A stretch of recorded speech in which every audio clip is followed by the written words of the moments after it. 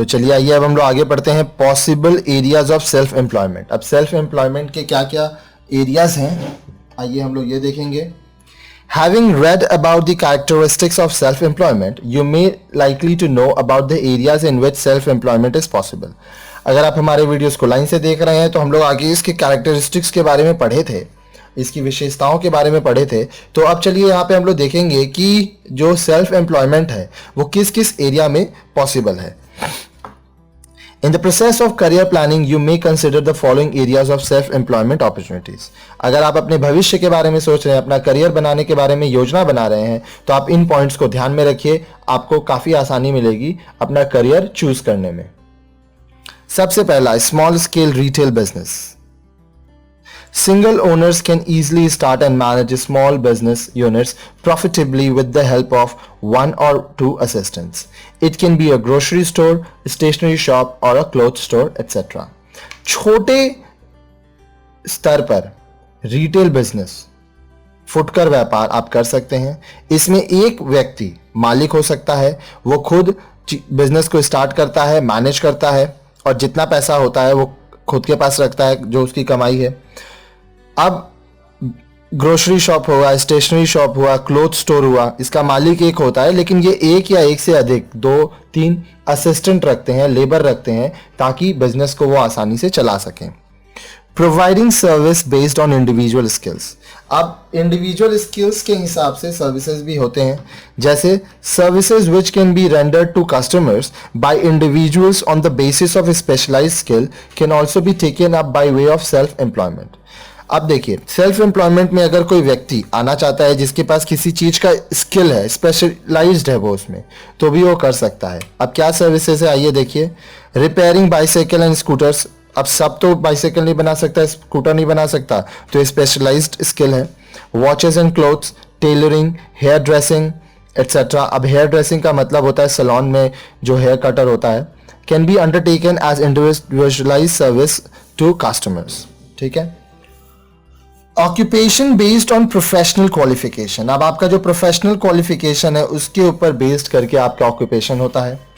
Activities which require professional training and experience are known as self employment. अब देखिए, वो सारे काम जिसमें प्रोफेशनल ट्रेनिंग और एक्सपीरियंस से काम चलता है वहां पर भी सेल्फ एम्प्लॉयमेंट होता है। Thus, for example, practicing doctors, lawyers, chartered accountants, pharmacists, architects, etc. are self-employment on the basis of their specialized training and skills.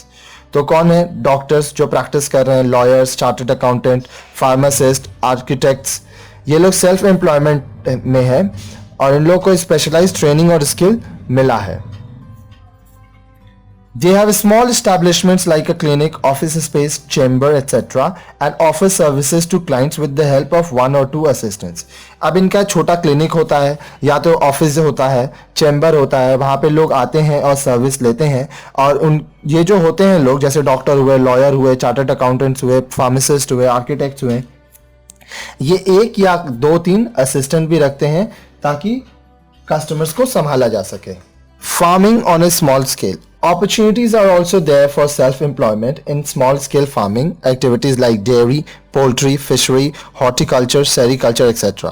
अब small-scale farming भी आप कर सकते हैं। अब इसमें आप क्या क्या कर सकते हो? आप डेयरी कर सकते हो, पोल्ट्री कर सकते हो, फिशरी, हॉर्टिकल्चर, सेरिकल्चर, आप ये सब चीज को कर सकते हैं।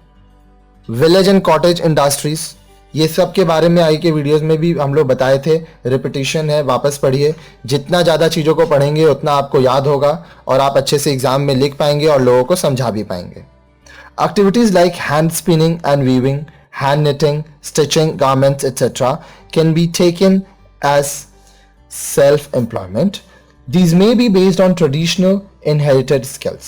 अब विलेज और कॉटन इंडस्ट्री में आपका hand spinning, weaving, hand knitting, stitching garments, ये सब आता है। अब ये जो इनहेरिटेड स्किल है, आपके घर में पहले से बाप दादा करते हुए आए हैं और वो आप उसको कंटिन्यू कर रहे हैं। Next, art and craft. Those who have been trained in certain craftsmanship or art can be self-employed in such occupation as those of goldsmiths, blacksmiths, carpentry, etc. अब आर्ट एंड क्राफ्ट के भी लोग होते हैं जो कि क्राफ्ट्समैन होते हैं, इनको बहुत अच्छा कला होता है और ये लोग गोल्डस्मिथ्स होते हैं, ब्लैकस्मिथ्स होते हैं, कारपेंटर्स होते हैं, तो ये भी आपका सेल्फ एम्प्लॉयमेंट का ही पार्ट है। तो चलिए आइए अब हम लोग पढ़ते हैं preference for self employment over veg employment.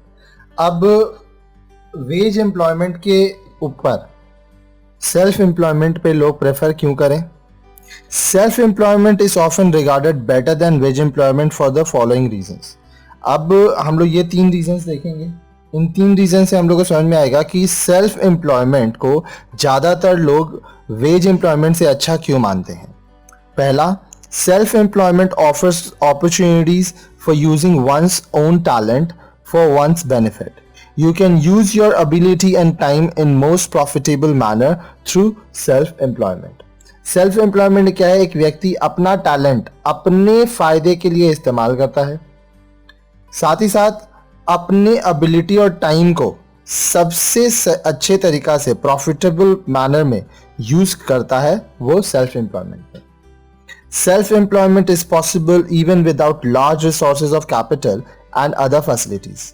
For example, a repair cum service shop can be started with limited amount of capital. तो बोल रहा है सेल्फ एम्प्लॉयमेंट जो है उसके लिए आपको बहुत ज़्यादा कैपिटल का ज़रूरत नहीं है, कम कैपिटल से भी आप स्टार्ट कर सकते हैं। जैसे रिप्ले कम सर्विस शॉप, आप एक कम कैपिटल से स्टार्ट कर सकते हैं। और भी बहुत सारा जो शॉप्स है, बहुत सारा करियर अपॉर्चुनिटीज़ है सेल्फ एम्प्लॉयमेंट में, जिसमें बहुत ज़्यादा पैसा आपको नहीं लगेगा। इसके बारे में हम लोग आगे पढ़ चुके हैं। In self employment the person learns many things on the job because he has to take all the decisions regarding his business activities for his own benefit. अब सेल्फ एम्प्लॉयमेंट में क्या है, एक व्यक्ति बहुत ज़्यादा सीखता है। वेज एम्प्लॉयमेंट में आप एक लिमिटेड रिसोर्स तक ही रह जाते हैं, आपको जितना काम बोला जाता है आप उतना ही करते हैं, उससे ज़्यादा आप दिमाग नहीं लगाते हैं। लेकिन सेल्फ एम्प्लॉयमेंट में आप ही को सारा डिसीजंस लेना है, जितना कुछ बेनिफिट हुआ सब आपका, जो लॉस हुआ सब आपका। इसलिए आप बहुत ज़्यादा दिमाग लगाते हैं, बहुत ज़्यादा एफर्ट देते हैं और आप काफ़ी कुछ सीखते हैं।